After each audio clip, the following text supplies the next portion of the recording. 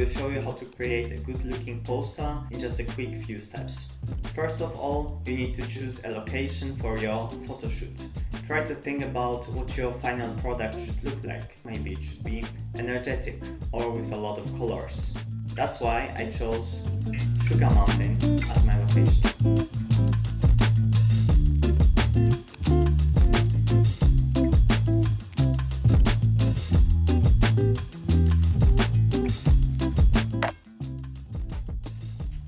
So now comes the photoshoot.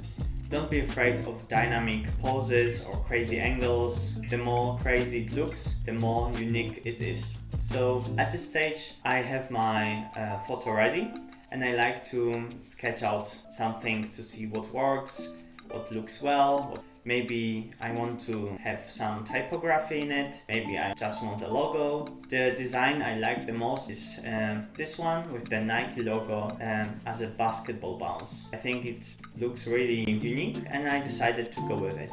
So at this stage you just need to transfer your sketch into Photoshop and finalize it. We have our poster ready, and what I like to do at this stage is to create some mockups to see how it looks.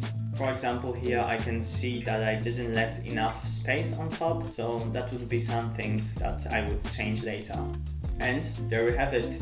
In just a quick few steps, your poster is ready.